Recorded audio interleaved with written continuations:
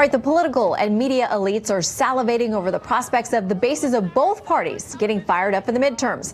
Democrats hoping to harness the forces that propelled a socialist community organizer to victory last night over the number 4 Democrat in the House. Republicans looking to energize conservatives over a fall vote to replace Justice Kennedy on the Supreme Court. Conservatives like Rush Limbaugh think this tilts in the president's favor. So let's review. Supreme Court has been clawing back freedom for the American people at breakneck speed. Close calls, but it doesn't matter. A win is a win at the court. Trump-endorsed candidates winning on the Republican side. Bernie Sanders, socialist communists winning in key places on the Democrat side. Let's talk about it with tonight's panel. Fox News contributor Leslie Marshall and radio host on WMAL in D.C., Larry O'Connor. And you're both in the same studio. Leslie, welcome. We love having you. Yeah. Keep to yourself now. We've got bouncers standing by.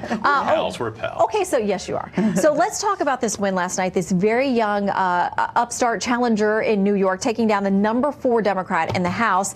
She is a former Bernie Sanders organizer. She is a socialist, or at least in part, describes herself that way. Larry, are the Democrats now going to embrace, is this the wing of the party? I think they have to. I think it's Bernie Sanders' party. I mean, all we've gotten from the Democrats for the last year and a half is we oppose Trump. There haven't been any other ideas. And let's face it, 2016, we like to think that the split was in the Republican Party over Donald Trump, right? But there was a major split in the Democratic Party between Bernie Sanders and Hillary Clinton. It was a very close primary. And they never resolved that. They've never had to resolve that. And now you see the energy and the power and the victories. You mentioned the young woman in New York. Let's not forget, in Maryland, we had Ben Jealous, complete political novice, former president of the NAACP. He beat and came from behind in the polls. All the polls said he wasn't going to win. He's a Bernie Sanders guy. He endorsed Bernie Sanders. Bernie Sanders endorsed him, and he beat an establishment Democrat for the nomination for governor.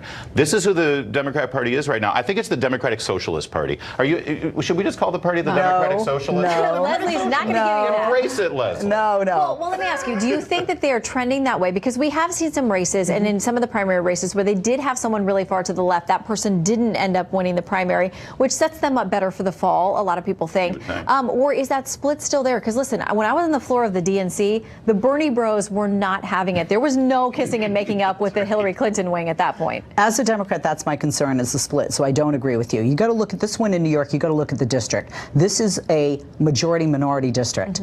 This is also a woman with youth, where some of the people, when they say vote them out, hashtag vote them out, they don't just mean Republicans. They mean Democrats as well. And I think we're seeing that in some. But she also did have a message, and she worked harder, I think, than her opponent, quite frankly. He didn't show up for a debate. He didn't show. I mean, a lot of people out there. She was a serious threat. I mean, they way outspent her. I saw one figure today that said 18-1. I'm not sure if that's correct, but it's not always the money. Sometimes it's just the hard labor.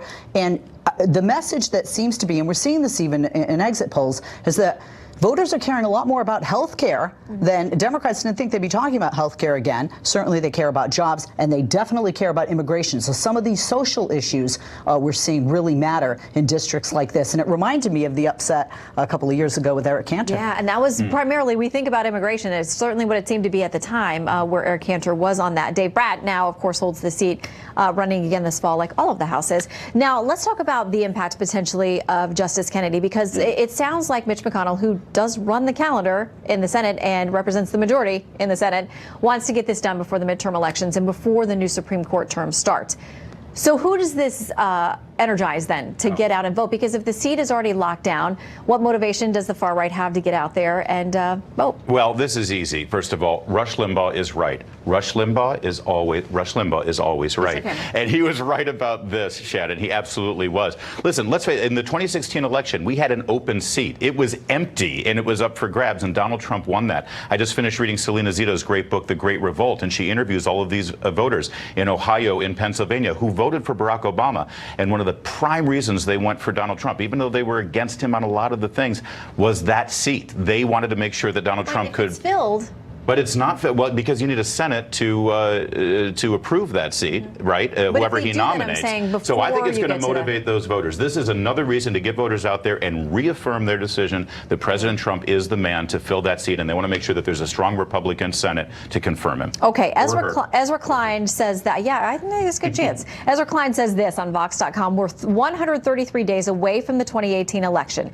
The path to a Senate majority for Democrats is narrow, but given that they only need to pick up 2 seats, it's certainly plausible. If Democrats take back the Senate, they have the opportunity to wield the same power Mitch McConnell did over any future Supreme Court vacancies, but only if Democrats learn the lessons of 2014 and actually turn out to vote. So even if the seat is filled, we've got a lot of justices who are up in age and may think about retirement. They may not, but you have to be watching them and thinking about that. So will Democrats be thinking past Justice Kennedy and that seat if there is somebody already locked in before the midterms and say, we can't allow again, and they show up? I hope so, because Ezra is 100% right. But I do think this will motivate. I disagree. I think it's going to motivate Democrats, liberals, progressives, independents, people that just don't want a very conservative court, that don't want us to become a real-life version of Orwell's 1984 combined with Handmaid's Tale. Oh, no. And that is a concern for some of us on the left. But in all seriousness, not just Democrats, but Republicans too, that is a function of the presidency that they really care about, and they know when it comes to confirmation, you got to have a majority. I saw tweets out today, the Democrats got to block this, and I tweeted they can't. No, they can't. The only way they can block it, right? The only way they can block it is to change the composite. And obviously, if Senator McConnell wouldn't be a hypocrite and we keep to what he said last time around, let the people decide. Well, wait till we have the election. Yeah, that was specifically a presidential election, Leslie, and you know. Oh, I see. Those were his words. He said presidential election. There are a couple of Republicans, too, that you can't consider them a lock. No, based Susan on who Collins has already said if she thinks Roe v. Wade is a threat that she won't vote for it. That's the thing. Not every Republican is painted the same, as you know. They don't march in lockstep, like you brainless Democrats do. No, we don't. You just talked about the division in our party. That's true, but when it comes to the Supreme Court, you guys always seem to come through. And here's the thing. In West Virginia with Joe Manchin, with Claire McCaskill in Missouri, this means something. If you want to make this about Handmaid's Tale, that's going to motivate conservatives. We don't want to make anything about Handmaid's Tale. Leslie and Larry, great to have you together. Thank you. Yes. We'll take this into the green room. Yes, they will.